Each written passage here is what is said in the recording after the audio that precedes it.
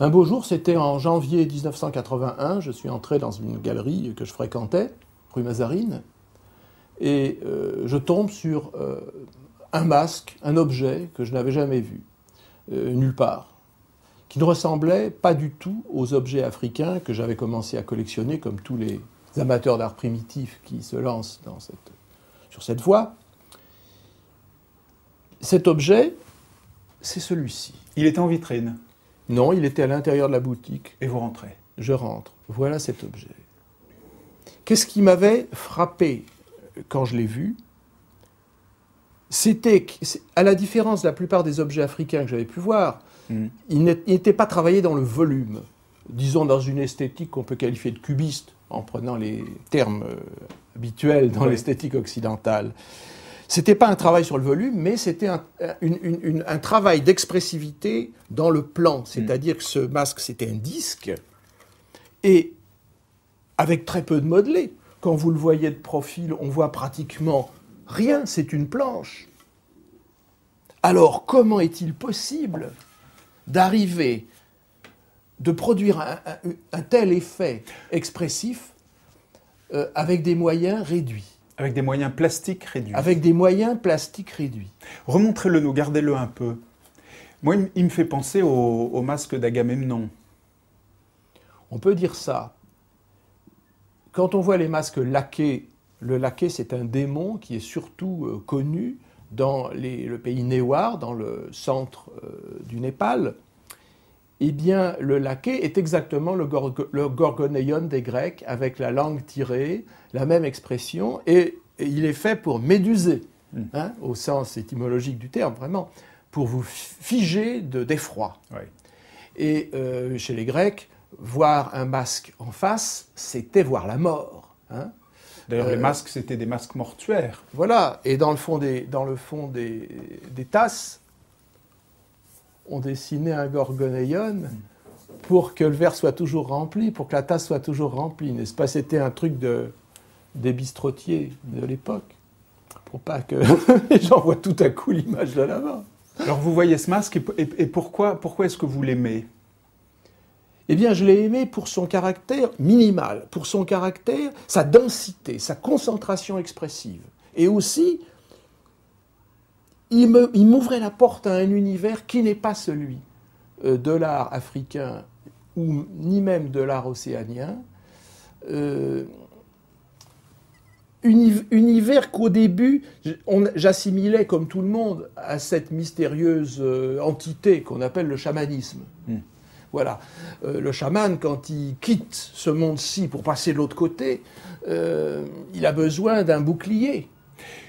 Et ce masque joue, à ce moment-là, le masque joue le rôle de bouclier. Donc c'est comme une chose plate que l'on oppose aux forces du mal. Il y a un côté comme ça défensif. Mais quand vous le voyez, vous ne le savez pas. Jean-Pierre Laprugne, à qui je l'ai acheté, m'a dit masque de chaman. C'était l'appellation générale pour tous les masques qui venaient de l'Himalaya, enfin du Népal, et à l'époque, il y en avait très peu. Ils arrivaient au compte-gouttes. On ne savait pas ce que c'était. On ne savait pas bien ce que c'était, non. Mais justement, votre expérience, c'est que vous voyez quelque chose que vous n'avez pas encore vu. C'est ça quand même, cette histoire, la découverte de ce masque. J'ai toujours cherché cette sensation-là, cette espèce d'excitation et en même temps de vertige devant l'inconnu. Moi, quand j'ai traduit les poètes allemands, ça n'a jamais été des valeurs reconnues. J'aimais toujours défricher un terrain nouveau et révéler au lecteur quelque chose qu'il ne connaissait pas. Et moi-même, c'est le plaisir de la découverte qui m'importe plus que le plaisir de la possession. Et comme je n'avais pas énormément de disponibilité financière, c'était magnifique, parce que quand quelque chose arrive d'inconnu sur le marché, eh bien, c'est évidemment beaucoup moins onéreux que les Bakota et autres biérifang. Vous arrivez rue Mazarine, vous voyez un masque que vous n'avez pas vu, dont vous n'avez pas idée, mais qu'est-ce qui vous plaît le plus? Est-ce que c'est le fait qu'il joue sur l'expressivité au détriment de la plastique, ou est-ce que c'est le fait que vous n'en savez rien et que personne n'en sait rien? Qu'est-ce qui vous touche? Je crois que ce qui m'a séduit, c'est pas seulement sa force expressive, le fait qu'effectivement il m'a médusé, il m'a cloué sur place, mais c'est aussi le fait que personne ne savait rien de cet objet, ni de cette catégorie d'objets, à supposer qu'il entra dans une catégorie. À côté, il y avait des tambours qui étaient posés sur le sol empilés. Ces tambours de chamans népalais, ça sont vraiment assurément des objets chamaniques. Ces tambours, si vous voulez, nous rappelaient des choses déjà connues dans l'art sibérien, où un tambour, c'est un tambour. Tandis que ce masque-là, c'était autre chose. Et j'étais fasciné tout de suite par cette porte ouverte sur l'inconnu.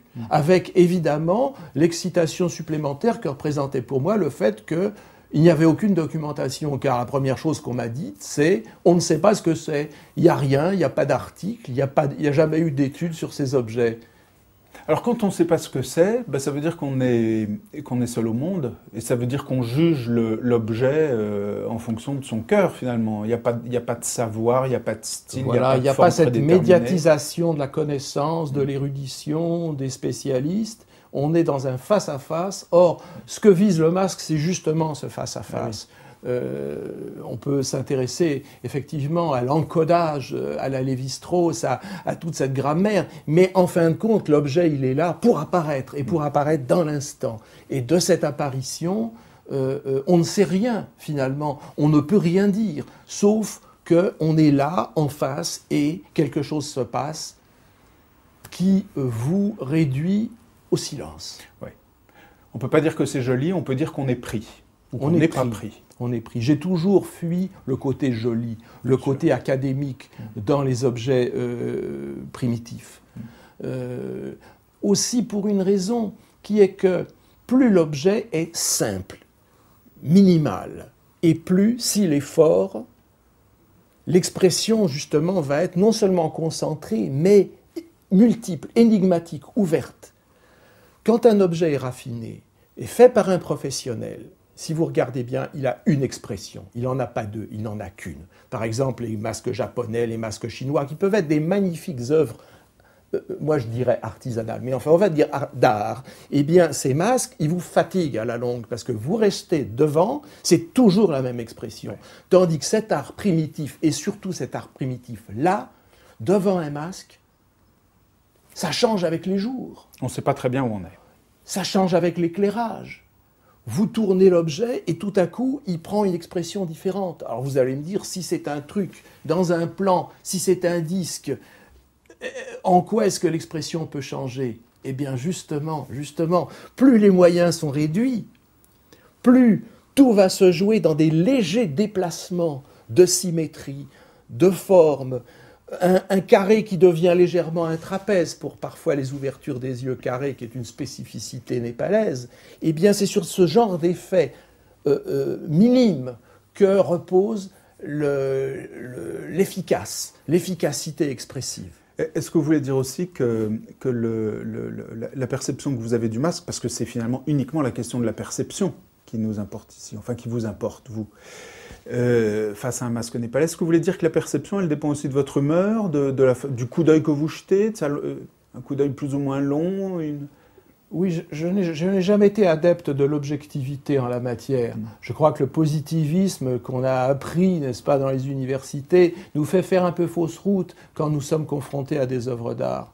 L'œuvre d'art, c'est une question d'esthétique. Esthétique, c'est sensation, c'est-à-dire qu'il y a quelque chose qui suscite en vous une émotion, éventuellement après une réflexion. Mais la réflexion va être toujours secondaire par rapport à l'émotion. C'est d'abord ça. Et là, évidemment, c'est, j'allais dire, la rencontre de deux subjectivités. La subjectivité de l'artiste lointain qui a fabriqué cet objet et qui l'a figé, qui l'a fixé dans une forme, figé non, mais fixé d'une certaine manière évidemment, et la subjectivité de celui qui regarde. Et il y a donc cette espèce de rencontre qui, avant de devenir peut-être une dialectique, qui peut faire l'objet d'un débat et d'une réflexion, c'est une rencontre comme entre deux personnes. Quelque chose se passe, qui n'appartient qu'à chacun des deux en même temps. Et la singularité de l'objet, qui est, on dit objet, mais c'est presque des personnes, ces masques, finalement. La singularité de cette chose-là et la singularité de celui qui les regarde se multiplient l'une l'autre. Et la rencontre elle-même est une singularité à la puissance 2. Alors en quoi, par exemple, appelons ça l'art africain en gros, en quoi ça empêche ce genre de relation, ou en quoi vous ne pouvez pas avoir ce genre de relation avec un masque africain, par exemple? Je Est-ce de sa faute? Est-ce de la vôtre? Non, j'aime l'art africain, mais si vous voulez, l'art africain est peut-être trop proche à la réflexion et avec le temps passé. L'art africain est peut-être un peu proche, en tout cas dans les productions les plus classiques, entre guillemets, de l'esthétique occidentale. Rien ne s'oppose à ce qu'on mette sur le même plan une sculpture occidentale et un biérifang, par exemple, ou un objet, ou une statuette baoulée, ou un masque gourou. Alors que devant cet art tribal de l'Himalaya, on est ailleurs. On est ailleurs et on est avant, en quelque sorte. On a l'impression d'être à la racine de quelque chose. Bien avant ces discours, ces mythologies, ces élaborations sophistiquées qui sont notre pain quotidien. J'ajoute que dans l'art africain, on a parfois de telles rencontres aussi. Moi, ce que j'ai privilégié, les objets que j'ai gardés de ma collection initiale d'art africain, c'est surtout des objets dogons. Et devant les dogons, on a parfois cette impression-là, d'être en face de quelque chose d'archaïque, d'essentiel, et qui n'est pas élaboré d'une manière excessive en discours. Vous avez commencé à acheter de l'art africain. Votre premier masque, vous dites, c'est un Bambara. Oui, un Tomo. Oui, qui n'est pas du tout dans l'esthétique que je chéris aujourd'hui. Oui. Et puis tout d'un coup, vous tombez sur ces masques de l'Himalaya et là, vous basculez dans autre chose. Il fallait que j'aille y voir. Et ça m'a déterminé à aller sur place. Parce que je me suis dit, cet objet arrive ici, personne ne sait quoi en dire, au fond, et la solution, c'est d'aller y voir. D'aller essayer de trouver sur place à la fois d'autres objets du même caractère, s'il y en a, ou différents, mais susceptibles de provoquer le même type d'émotion, et puis aussi, évidemment, peut-être, j'aurai sur place un peu d'informations. C'est ça qui m'a motivé. Le masque népalais, vous avez une remarque qui est très juste dans votre livre. Vous dites que le masque, c'est fait pour voir à travers, ce qui veut dire qu'on voit dans les deux sens. Il y a quelqu'un qui le porte et qui regarde celui qui est devant lui, puis il y a quelqu'un qui ne le porte pas et qui voit les yeux de celui qui le porte. Donc c'est une façon pour deux regards de se croiser. C'est creux un masque. Donc vous disiez tout à l'heure que c'est une personne. Il faut deux personnes pour faire un masque en réalité. Hein. Oui, c'est très curieux l'objet qu'est le masque. Je crois que pour comprendre ce qu'est un masque,